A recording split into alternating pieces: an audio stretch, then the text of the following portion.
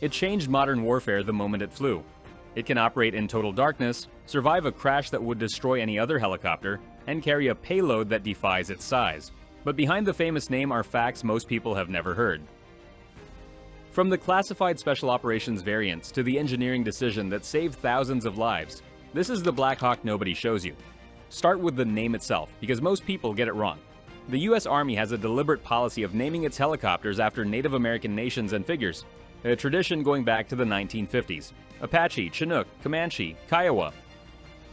But the Black Hawk name carries extra weight because Black Hawk himself was a man who fought against overwhelming odds and refused to surrender until he had nothing left.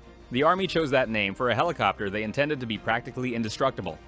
As you'll see, they mostly succeeded. The Black Hawk was born from disaster. In the late 1960s, the Vietnam War was destroying American helicopters at a rate that shocked military planners. The UH-1 Iroquois, the Huey everyone knows from war footage, was effective but fragile. A single rifle round in the right place could bring one down. The Army launched a competition called UTTAS, Utility Tactical Transport Aircraft System, demanding a helicopter that could survive in ways the Huey could not. Sikorsky won that competition in 1976, and when the Black Hawk entered service in 1979, it showed what real survivability engineering looked like. The crash protection built into the Black Hawk has saved hundreds of lives, and most people never think about it. The landing gear, the airframe, and the crew seats are specifically engineered to absorb a vertical impact at up to 38 feet per second, roughly 26 miles per hour straight down. The seats stroke downward on energy-absorbing support so the crew decelerates over distance instead of stopping instantly.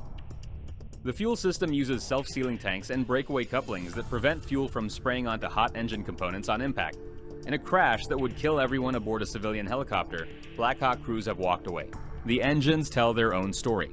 The Black Hawk runs on two General Electric T700 turboshaft engines, each producing around 1,800 shaft horsepower in the latest variants. The helicopter, empty, weighs about 11,000 pounds. It can lift an external load of up to 9,000 pounds on a cargo hook beneath the fuselage, nearly its own empty weight. Military units have used this to sling load artillery pieces, vehicles, and entire shipping containers to places roads cannot reach. Here is something that surprises almost everyone. The Black Hawk can fly with one engine completely shut down. If one fails in flight, the other produces enough power to continue flying, or at minimum to land safely. In combat, over hostile territory, where an engine takes a round from ground fire, that single engine capability is the difference between a crew that lands and a crew that doesn't. Sikorsky tested this obsessively during development, and the Army demanded it before accepting the aircraft. Now here's where it gets genuinely strange. The Black Hawk is wider than the C-130 Hercules cabin with its rotor blades on. To load one into a C-130, the blades have to come off. But Sikorsky designed the airframe from the start to fit inside larger transport aircraft with preparation. A single C-5 Galaxy can carry 6 Black Hawks. A C-17 Globemaster can carry 2. This deployability was a core requirement from the beginning, because a helicopter that cannot get to the fight quickly is only half useful.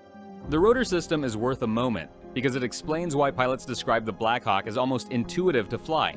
The 4-blade main rotor uses a fully articulated titanium head, where each blade moves independently in 3 axes. What solved a major early problem was the biflar vibration absorber, a device using counterweights tuned to cancel the dominant vibration frequency of the rotor. Early prototypes without it vibrated so badly that instruments became unreadable at certain speeds. The absorber reduced cockpit vibration by something approaching 90%, and that fix is a large part of why the aircraft became so controllable in conditions that would push other helicopters to their limits. The night vision capability of the Black Hawk goes further than most people realize. Modern variants carry forward-looking infrared systems, terrain-following radar, and NVG-compatible cockpits. But the classified story goes further. The 161st Special Operations Aviation Regiment, the Night Stalkers, operates a modified variant with stealth features and noise reduction that were not publicly known until 2011, when one crashed in Osama bin Laden's compound in Abbottabad. The tail section left behind showed a modified rotor hub and radar-absorbent panels no one had seen before. The full specifications of what analysts now call the Stealth Hawk remain classified. The Night Stalker's selection process for Black Hawk pilots is more demanding than almost anything else in aviation. Candidates must already hold an Army Aviator qualification before they even apply. The selection course runs roughly 3 weeks, flying missions designed to push pilots to their absolute limit. About half of candidates pass. Those who do then spend another 1.5 years in a Green Platoon training program before being considered operationally ready. The regiment has flown combat missions continuously since 1981, with a training accident rate lower than the broader Army aviation community, despite missions that are exponentially more dangerous. The Black Hawk has been exported to more than 30 countries, which means it has fought on almost every side of almost every conflict since 1980. Saudi Arabia, Taiwan, Colombia, Mexico, Japan, Australia. Each country gets a slightly different configuration depending on what the US government approves for export, which means there are versions of the Black Hawk flying right now with equipment packages that are publicly unknown. If you have found this useful and want more content like this, subscribe right now and hit the bell. We cover the machines and programs most channels never go near. The medical evacuation version, the HH-60, has saved a number that the Army has never fully published, but researchers and journalists put it above 3,000 lives in Iraq and Afghanistan between 2001 and 2014 alone. The HH-60 can carry 4 litter patients and 2 seated casualties simultaneously with 2 medics working in flight. It carries onboard oxygen systems and lighting suitable for trauma care. Trauma surgeons have described receiving patients who survived injuries that were unsurvivable in previous wars, specifically because the Black Hawk got them to a surgical team within the golden hour. There is a variant called the H-60G Pave Hawk that conducted rescue operations in Afghanistan at altitudes approaching 14,000 feet, where most helicopters cannot generate enough rotor lift to hover.